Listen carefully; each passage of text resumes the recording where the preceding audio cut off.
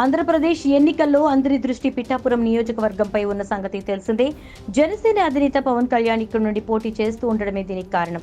ఈసారి ఎలాగైనా గెలిచి అసెంబ్లీలో అడుగు పెట్టాలని పవన్ కళ్యాణ్ భావిస్తున్నారు. అయితే జనసేనాని ఓడించేందుకు వైఎస్ఆర్సీపీ సైతం ప్రయత్నాలు చేస్తోంది. దీంతో పిఠాపురం నియోజకవర్గం ఎప్పుడూ వార్తల్లో నిలుస్తోంది.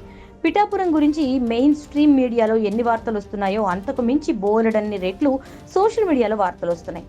తాజాగా సోషల్ మీడియాలో పిఠాపురం నియోజకవర్గానికి సంబంధించి 2 వార్తలు వైరల్ అవుతున్నాయి. టీడీపీ నేత వర్మ పార్టీని వీడి వైఎస్ఆర్సీపీలో చేరుతారనేది ఒకటి కాగా, వంగా గీత నామినేషన్ వెనక్కి తీసుకుంటారనేది రెండోది. పిఠాపురం నియోజకవర్గంలో ఎస్వీఎస్ఎన్ వర్మకు మంచి బలమున్న సంగతి తెలిసిందే. 2014 ఎన్నికల్లో ఇండిపెండెంట్ గా పోటీ చేసిన వర్మ ఎమ్మెల్యేగా గెలిచారు. అనంతరం టీడీపీలో చేరారు. 2019 ఎన్నికల్లో వైఎస్ఆర్సీపీ అభ్యర్థి పెండెం దొరబాబు చేతిలో కూడా ఆయన ఓడిపోయారు. 2024లో టీడీపీ నుంచి వర్మనే పోటీ చేస్తారని భావించారంతా.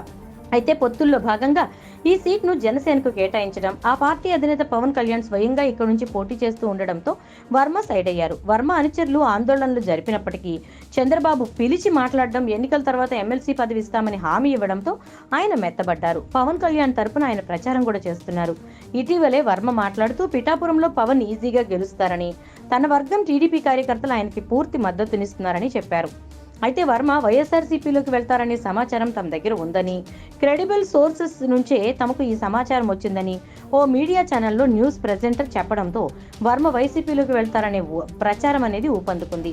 వాస్తవానికి వర్మ మొదటి నుంచి టీడీపీతో ఉన్నారు. 2014లో తనకు టికెట్ దక్కనప్పుడు ఇండిపెండెంట్ గా పోటీ చేసేందుకు ఆయన మొగ్గు చూపారు. అప్పుడే ఆయన పార్టీ మారలేదు. అలాంటిది ఇప్పుడు పార్టీ మారుతారని అనుకోలేం. చంద్రబాబు ఆయనకు ఎమ్మెల్సీ పదవిని ఇస్తామని హామీ కూడా ఇచ్చారు. ఒకవేళ మారేది ఉండుంటే నామినేషన్ల ప్రక్రియ ముగియక ముందే ఈ ప్రచారం జరిగి ఉండేది. వైసీపీ టికెట్ కోసం ప్రయత్నించారని అనుకోవచ్చు. కానీ నామినేషన్ల గడువు ముగిశాక వర్మ పార్టీ మారినా ఆయనకు ఒరిగేదేం ఉండదు. ఒకవేళ ఆయన పార్టీ మారబోతున్నారన్న ప్రచారం నిజమైతే మాత్రం అది జనసేనానికి, టీడీపీకి గట్టి దెబ్బే అవుతుంది. కానీ ఆయన అంత గుడ్డిగా పార్టీ మారుతారని అనుకోలేం. వర్మ వైసీపీలో చేరబోతున్నారనే ప్రచారం మొదలు పెట్టడంతో టీడీపీ జనసేన కూటమి సైతం దానికి ధీటైన ప్రచారాన్ని ప్రారంభించింది. అదేంటంటే పిఠాపురం వైఎస్ఆర్సీపీ అభ్యర్థి వంగా గీత తన నామినేషన్ వెనక్కి తీసుకుంటారట. మే 1న శ్రామికుల దినోత్సవం నాడు జనసేన అధినేత పవన్ కళ్యాణ్ గారి సమక్షంలో వంగా గీతతో పాటు మరికొందరు వైసీపీ నాయకులు జనసేన పార్టీ కండువా కప్పుకొనున్నారు అంటూ ఓ పోస్ట్ సోషల్ మీడియాలో వైరల్ అవుతోంది. దీనికి వైసీపీలో చీలికలే కారణమని జోరుగా ప్రచారం చేస్తున్నారు. ఈ ప్రచారాన్ని వంగా గీత ఖండించారు. ఆమె ఫేస్బుక్ పేజ్ ద్వారా ఈ ప్రచారం ఫేక్ అని స్పష్టం చేశారు.